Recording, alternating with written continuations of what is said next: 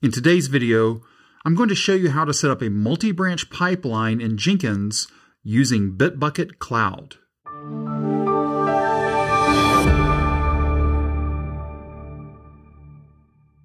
Are you new here? If you are, welcome. And if you are new here, you don't know who I am. My name is Darren Pope, and I'm a developer advocate for CloudBees. In other videos, you may have seen me set up a multi-branch pipeline using GitHub. As we said in the introduction, today we are going to be doing the same thing, but we're using Bitbucket Cloud. Now, the same thing applies to Bitbucket Server, but the steps are just a little bit different. Down in the description, you'll see some links for both Bitbucket Cloud and Bitbucket Server. Again, today we are going to be using Bitbucket Cloud. Just so you know where we're starting from, I have a Jenkins controller running 2.263.4. When it was installed, I selected Install Suggested Plugins. Attached to that controller, I have an agent with the label of Linux. And I'm also using ngrok to forward my hooks in from Bitbucket Cloud. The one extra thing that I did when setting up my Jenkins controller is I installed the Bitbucket branch source plugin. And let's take a look at that real quick. And I already have it installed. But if we go over to installed, I installed the Bitbucket branch source plugin. There are other Bitbucket plugins available, but this is the only one that I am using today. Also, if you've watched the other videos with GitHub or Git, I was using a repository that was named Multibranch Sample App. I have set up this same repository inside of Bitbucket Cloud, and I have marked it currently as private. You could use private or public, but for this instance, since I've been using public repositories before, this time I decided to use a private repository, just to have something a little bit different. As you can see, looking at this repository, currently there is no Jenkinsfile in this repository. First off, we're going to set up a credential inside of Bitbucket that we can use over in Jenkins. Now, the place to do that is over in our personal settings. What we're going to do is go over to App Passwords, and we are going to create a new app password. I'm going to give it a label of Jenkins-Bitbucket-Darren Pope. The reason I'm giving it this label is I'm going to take this label and I'm going to use it as the ID of the credential over in my Jenkins controller. That way, when I'm looking at my ID in my Jenkins controller, I can mentally map that back over to this label for this app password. We only need to set 3 and really only 2 of the permissions. The first one that we're going to set is pull requests read. Now watch when I select pull request read, that repositories read also gets checked. So this is the reason why I said 3, but really 2. So we select pull request read. That automatically gives us repositories read. And also, I'm going to have my Jenkins controller manage my webhooks for me. So I'm going to go ahead and select webhooks read and write. The only 2 boxes that I have checked are pull requests read and webhooks read and write. Let's go and click on create. When you click on create, it's going to give you a new app password. So I'm going to go ahead and copy this. So I'm just making a note of this so I know what I need to do when I'm setting up my credential. And from this perspective, this is the only thing that we currently need to do inside of Bitbucket Cloud. Now that we've done that in Bitbucket Cloud, let's go back over to our controller and let's create a credential. So manage Jenkins, manage credentials. I'm going to click on global. I'm going to add a credential. My username is going to be Darren Pope. Yours will be whatever your username is. The password is going to be the app password that we just created. So let me grab that here. And the ID can be anything we want, but just for our mental mapping, we're going to use this one right here. So I paste that in, and I also give it the description. So the username is the username of my account, which you can see up in the tab as Darren Pope. The password is the password that was generated when we created the app password. And then, just to keep it simple, the label of the app password is the same as the ID and the description of the credential inside of Jenkins. Let's click on OK. So now we have a username, password, Darren Pope, the app password value, and then the ID and description are the same as the label over inside of Bitbucket Cloud. Again, I'm focusing on Bitbucket Cloud today.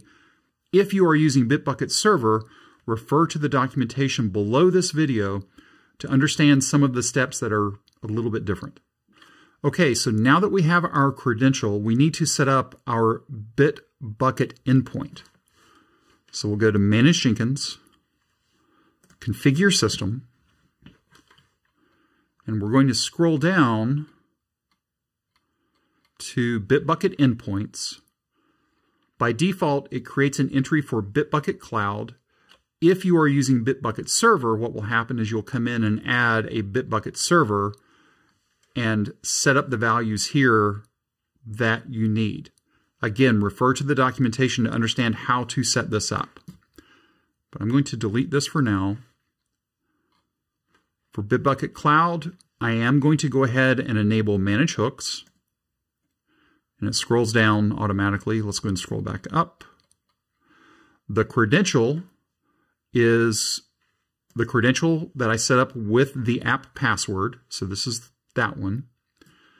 And in my case, since I am running through ngrok, and that's how the Bitbucket Cloud endpoints are going to be coming into me, I'm going to give it my custom root URL of just what my ngrok URL is.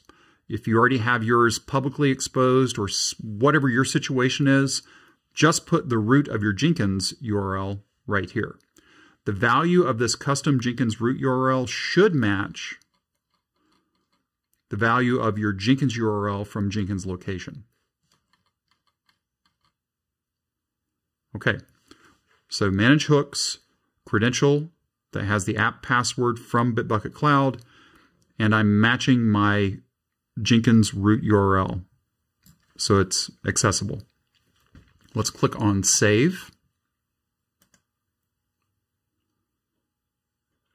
And now we are ready to create our multi-branch job. So let's create a job. I'm going to give it the name of Multibranch Sample App. I'm going to scroll to the bottom and select Multibranch and click OK. For my branch source, I'm going to select Bitbucket. The server will be Bitbucket Cloud, and there is only just the one. This maps back to what we just saw for Bitbucket endpoints. So if you don't see Bitbucket Cloud here, that means you didn't set it up. For credentials, I'm going to select my Bitbucket credential. For owner, I'm going to enter the owner of my repositories, which in this case is Darren Pope. When I tab out of this, watch what happens in repository name. So I hit tab. You can see it's making a call, and it pulled in the repository Multibranch Sample App. Now, right now, that is the only repository that I have in this ownership, or under this ownership.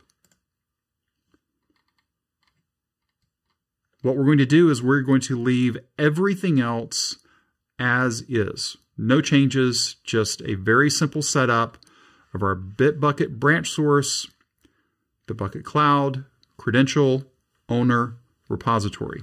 No other changes for right now. Let's go ahead and click on Save.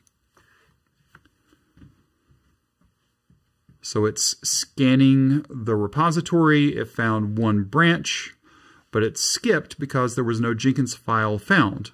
And we already knew that because we knew that we did not have a Jenkins file in our repository. Let's go ahead and click on Multibranch Sample App. You can see the folder is empty. Everything is as we expect. Before we move on, let's go back over to our repository and let's take a look at repository settings and then webhooks. And what you'll see here is that this hook was created automatically for us. So my Jenkins controller is 3.1a, and 3.1a is here for the hook. So instead of manually setting up the hook, which I could have done, I could have chosen to not have the controller manage my hooks for me. I would have had to have come over here, created a hook, given it the base URL, and then bitbucket-scm source-hook/notify. That's the endpoint within the Jenkins controller where the payloads are listening for Bitbucket. But since I'm allowing it to manage the hooks for me, it automatically created the hook for me. So since we've reviewed our webhook, what should happen when we do create a Jenkins file in this repository is that that hook should be passed over to our Jenkins controller, and then the multi-branch job that we've set up should create a main branch job. Before we add in the Jenkins file, let's go back and double check one more thing on configure. And the reason why we're saying Jenkins file is because of the build configuration. The only mode available to us is by Jenkins file. And what this says is, if I find a Jenkins file in the root of my repository, then it will be picked up and processed. It could be named Jenkins file, which is the standard, the default, if you will. I could name it to Jenkinsfile-ABC. And if it found Jenkinsfile-ABC, then it would create the job for the branch. But we're just going to stick with the default, Jenkins file. I'm going to go ahead and just click on Save again. No big changes here. In fact, 0 changes, if you will. Let's go back over to Multibranch Sample App. I am going to add a new file.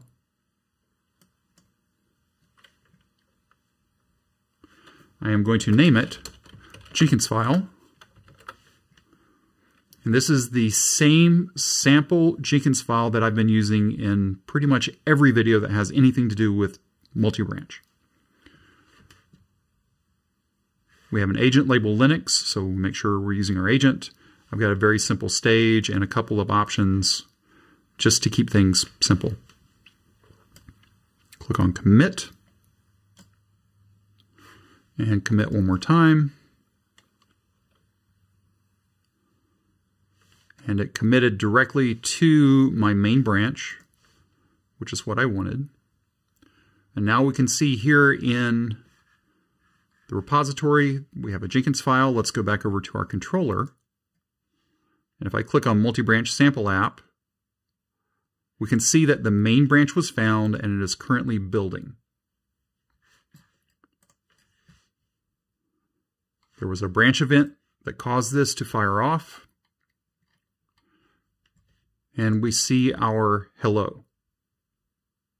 Now that our job runs fine, then what we want to do is we want to create a new branch and see what happens.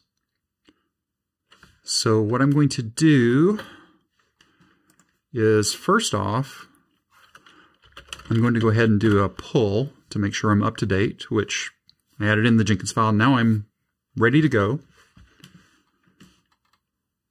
What I want to do is make sure everything, well, I know I'm on main. Yep, I'm on main. Let's check out to a branch called fix-123. And let's also go ahead and take that branch and push it up to Bitbucket. As we can see here, we have both of our branches, main and fix-123. Let's go back over to our controller. Let's click on Multibranch Sample App. And we can see here, because again of the webhooks being in place, a job was created for the fix-123 branch, and it worked again as expected. Because it was a branch straight off of main, everything's exactly the same as main. So all we see is just hello, and we see that it was triggered off of a branch event. Let's go back to the top there. Now what we want to do is make a change to our Jenkins file in the fix-123 branch, and then we'll push that up and see what happens. All right, so let's go back over here. We are on fix-123. Jenkinsfile, let's go down here to stage. Let me grab my changes here. And again, if you've watched other videos, this is the same example up to this point. So we're adding in 2 stages. The first stage is, well, let's look at what the first stage is. First stage is for everybody, just hello. The second stage will only apply to branches that start with fix-. The third stage will only apply to branches that start with PR-. And we'll look at that once we get to the PR side of things. So let's go ahead and save this.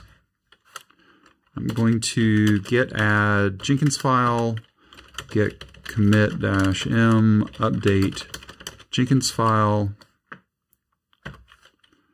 So we've updated our Jenkinsfile, and now we're going to do git push. Now if we watch here, I'm going to refresh this page, we can see that fix is now building. Main did not build because the event that we just had only applied to fix-123. If we take a look at it, we see our hello. We cat out our readme because that was for the fix branch, and we skipped the PR branch due to the conditionals. So now that we've added our second branch, we've made a change to the branch, we confirmed that it's working as expected, let's go ahead and create a pull request to merge in the changes from fix-123 into main. So we'll go back over here, we will click on pull requests, create a pull request. Now I'm wanting to go from fix-123 into main. There's the arrow right there. The only change that is going to be picked up in that is update Jenkinsfile. I'm also going to go ahead and select close branch. So once the pull request is merged, the fix-123 branch will be deleted. Closed, deleted, removed, whatever you want to call it. Let's go ahead and create this pull request. And if we take a look at it, we can see that we see our 2 new stages that we had added in. But we're not going to merge it just yet. Let's go back over to our controller, click on Multibranch, and if you notice now, we still have our main and fix-123, but we now have a pull request of PR-3. If we click into PR-3 and take a look at the console output, we see we get our hello. Our fix is skipped, and we get the stage, this only runs for the PRs. So we have a single Jenkins file that now lives in main, in fix-123, and in the pull request, we're able to do things differently as well. So now let's go back over to our pull request. And just for consistency, I'm going to click Approve at first, and then I'm going to click on Merge. The Approve is not really necessary, but I'm clicking on the Merge. So let's review this. The source was Fix123. The destination is main. We have a commit message. We're using a merge commit strategy. And we are closing the source branch, which means we are going to be deleting the Fix123 branch in our situation. So let's go ahead and click on Merge.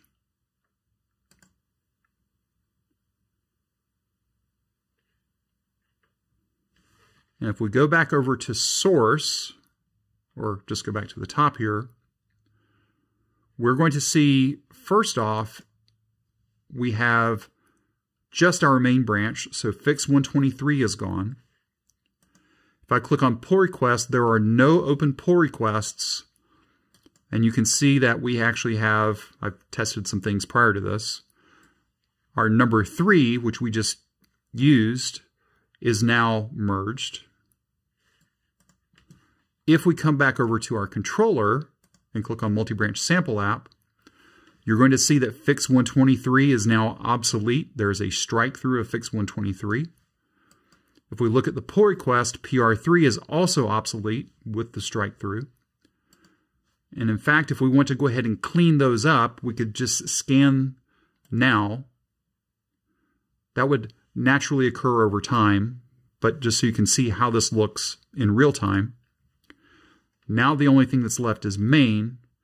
If we go and take a look at main at the last run, we can see now on the main branch we have hello. We've skipped for the fix and we've skipped for the PR because we are now on the main branch. So the changes that we made to our Jenkins file in the Fix-123 branch were committed to Fix123. We merged them into main via a pull request, and now the Fix123 and the pull requests are all gone now, and the only thing that stands is the main branch. But let's do one more thing. You may notice that with the Bitbucket branch source plugin, this implementation also gives us visibility to tags. So how do we get something to show up here under tags? Let's go through that. Let's go back over to here. Let me clear this up. So I'm going to do a get checkout of main. So now we're ready to go. Let's create a tag here. And we're going to create a tag off of the main branch. So this is following, take whichever method of get star flow that you want to follow, whether it's get flow, get hub flow, take your pick, any of the above, all the above, whichever it is. We're going to make a tag off of our main branch. So what I'm going to do is just say get tag -A and -M.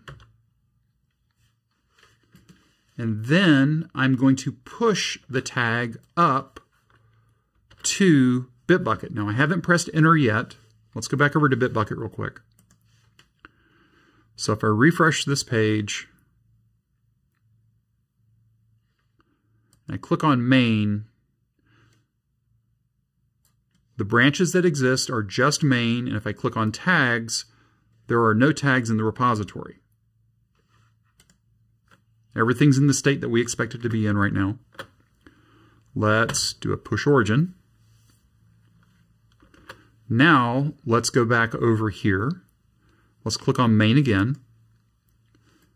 Branches main. Tags now exist v1.0. Let's go take a look at our repository. You'll notice that tags has no jobs associated with it. Why is that? It's actually really simple, and we can change this by going over to Configure. Let's look at the behaviors associated with our branch source. You'll notice we discover branches. So we discovered main. We discovered Fix-123. we also discover pull requests, both from origin and from fork. These three behaviors are the default behaviors that gives us visibility to branches and pull requests. Let's add another one for discovering tags. Let's click on Save. And what's going to happen is it goes through and scans. It found branch main, Jenkinsfile found, all good. No changes detected, so nothing happened there. Then we found a tag.